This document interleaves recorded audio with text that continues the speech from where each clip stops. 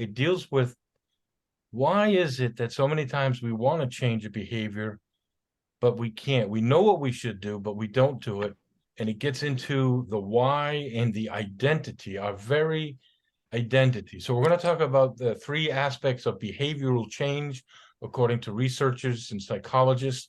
We're going to try to make a subject that we could take courses on, which basically deals with the conscious mind, the subconscious mind.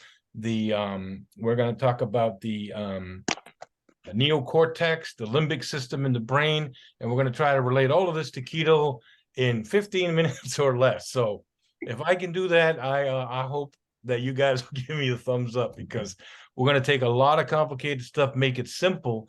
But I think as we focus on how, especially it has to do with creating health habits and keto habits, dietary habits. I hate to use the word diet, like lifestyle better, but I think we're going to see what the big problem is with most people's approach versus how we should be approaching it. And this is such an important subject to me because I had nailed it. And you can fall away from this. You can get broadsided. You can change if you're on your way to that identity change and you don't completely get there, or life makes you question your identity. So we're going to mute everybody and we're going to develop that subject a little bit. And let's first establish what is the process that, number one, creates our identity. And the third thing we want to talk about, the second thing is the three things involved in actual behavioral change. In other words, how is our identity created and how do we go to changing our identity so that our habits and can be well-founded. You see, most people, let's start doing a little screen share and see if I can pull this up. And let's use this little diagram first. And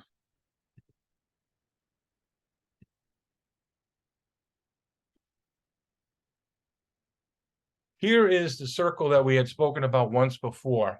There are three layers to this, and they involve, as you can see, if you look under the three layers that are identified, let's start with the top where it says the why, which goes right to the core, and this is our target subject. This is our target that we want to get to. Why we do what we do is so associated with our identity, and this involves ironically, it matches this symbol that we're looking at, the central core inside of your brain, the inner brain, the limbic system. And we're going to talk a little bit about what's involved in that. But first, let's move out to the second layer. Please notice that it says the how, or the processes. This too involves a layer of the limbic brain, the more inner brain. And let's now first establish the neocortex before we talk about the difference. The last layer is the what, or the outcomes. And that involves our outer layer of our brain. So it matches exactly this diagram that we're looking at.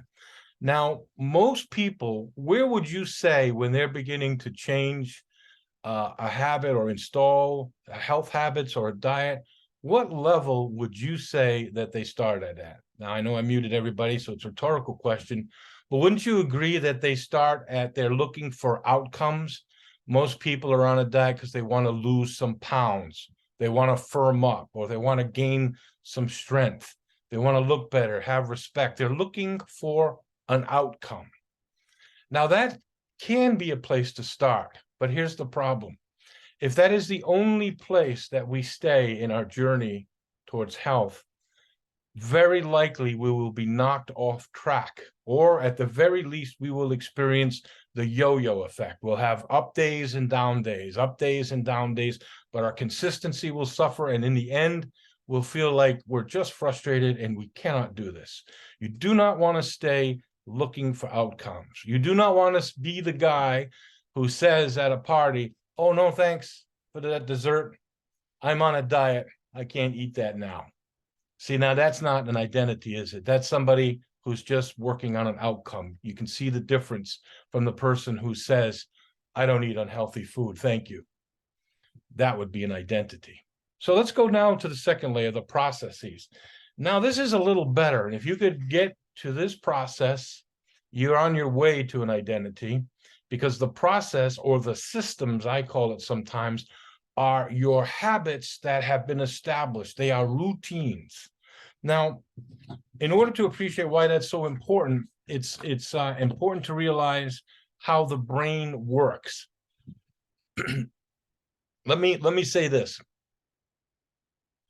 Most people think that we can think ourselves, rationalize ourselves, create reasonable assumptions, and motivate ourselves to do the things that we need to do. That is not true. Here's the amazing thing. The limbic system does not even understand language. The neocortex does create your language. It does do reasoning. It does do logic. You can set dates. You can have your calendar. You can say, this is when I go to the gym. I don't do this. I only eat this. That's the neocortex. And that's where most people changing their health habits, that's where they live. The limbic system doesn't even understand that talk. You can look in the mirror and you could say to yourself, I'm not going to eat this. I'm not going to eat this. I'm not going to eat this. Guess what? Doesn't matter. Your inner voice, your inner limbic system, the part of your brain that only deals with feelings and who you're going to be, how you're feeling about who you are, your identity, that's the language that the limbic system speaks. That's the inner core. That is the core that will deal with the visualization of the you that you hope to be. You must talk to it through feelings. Let me give you an example. Have you ever met somebody, or maybe a salesman, who's given you all the facts about a particular item you're going to buy, all of the features, all the benefits? This is great. Here's the proof. Here's the consumer reports, all the empirical data that you want, but you don't feel good about this. What is your decision going to be? Most people would agree, if you're not feeling it, you're not going to do it. You meet somebody, they got all the credentials, somebody introduces them, they sound great, but you don't feel good. There's something off. That's your limbic system. Now, what does it have to do with your diet? If you do not approach the diet from feeling good about who you are and what you're doing, and most importantly, what you're going to be, then you're not going to continue with the outcomes and the results. So let's look at this from a linear point of view. Here's the process towards identity. You think something, you feel it. The feeling becomes strong enough, you act on it. You act on it repeatedly, it becomes a habit. The habit in time becomes a characteristic of you. It becomes even your character, personality eventually, as the composite forms. Eventually, it is your identity. We could even add to that, that will create your destiny. And I don't mean destiny in the sense of predetermined. I mean you're destined for a certain way of life if you have not controlled that linear process. You may end up overweight, bad knees, high blood pressure, cortisol levels, all of that from habits, character, personality, identity has created a destiny that you're going to have to work really hard to undo if you still have time in your life. Now, we could say that this is, first of all, we could support this from researchers. You might remember a previous talk we had that our psychologists tell us that we all receive a cue in the way we think. Perhaps a pleasure center in our brain goes off, a smell from a bakery, reminiscent of when we feel more secure about ourselves. All of that could be activated in the think level that we talked about. That creates a craving, and you're still above the line, as you see in our diagram. But if the craving continues, you may respond and drop below the line into something you don't want to do. And then after you respond, your brain was always looking for the reward anyway. That was its goal. That's why it's scanning the horizon, picking up 1 million data bytes per second so that it can find you pleasure somewhere. This is also biblical. You may relate to this to many Bible students. I think all of us here, we enjoy in the James in chapter 1, verse 15, talks about a desire when it becomes fertile, we can cross the line. And in that application, it could even lead to sin. but it could just as easily lead to a good reward too. This process works that way. So let's keep going. This is where the challenge comes in. People trying to change their health often will do the wrong thing, and they will try to change it the wrong way. Well, what do we mean? Let's go back to our first circle.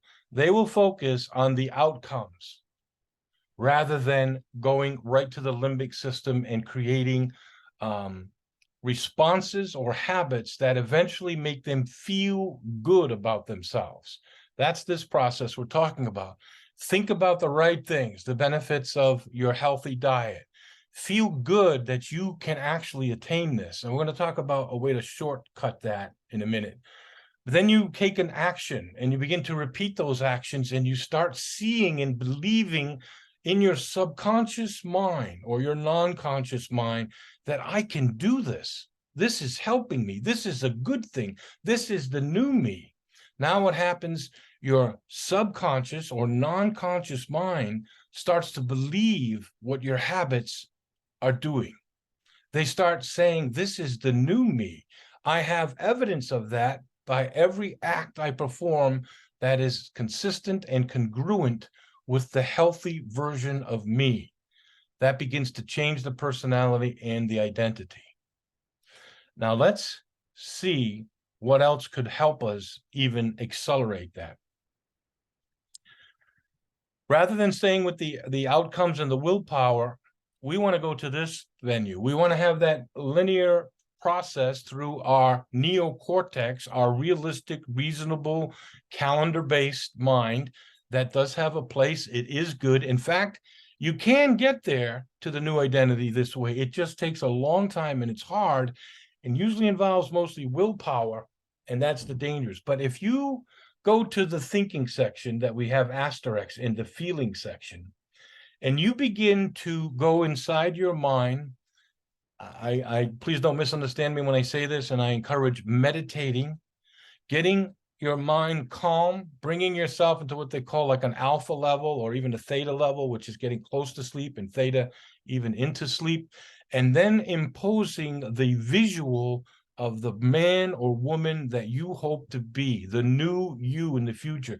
If you can do that, then that creates a feeling, because the non-conscious or subconscious mind believes what you just sent down to it and will now begin to act in your behavior to create that. It will also remind you when a decision is being made that is not consistent or congruent with the new you. And it can actually be using what they call, I don't want to get into this, the reticular activated center, which is down at the beginning of the reptilian brain, where it'll actually pay attention to things that you're looking for. Some people call that even like a law of attraction, but there's actually a physical, cranial response to that, because you've sent out signals that now this is what you're looking. Okay, not going to go down there. Let's go back to the imagine, feel it. Now you can imagine it, but if you don't feel it, it won't work, because remember, the language of the non-conscious mind is only in feeling. It doesn't understand your talk. It will understand the subject you're on, but it doesn't understand the qualifiers, the adjectives, and all these other things. It just knows the feeling and the subject. So if you use this in conjunction with that linear line that we see of the yellow line, then you can accelerate that process. And the way to do that is to activate the imagination. Here's the support point.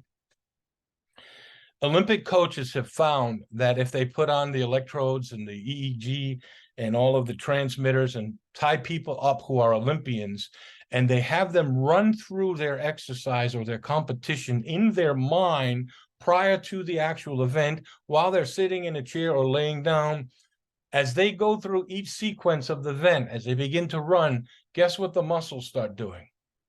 They actually respond, they fire up, and they can measure this, and they have it documented.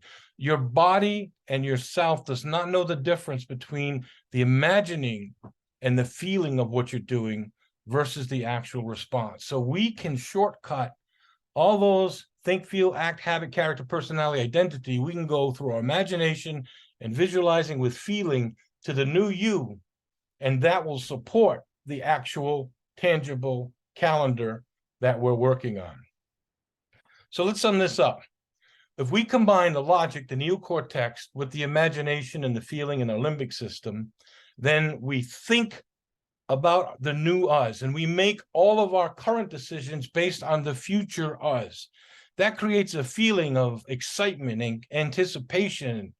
And then we begin to act based on the future us that we see.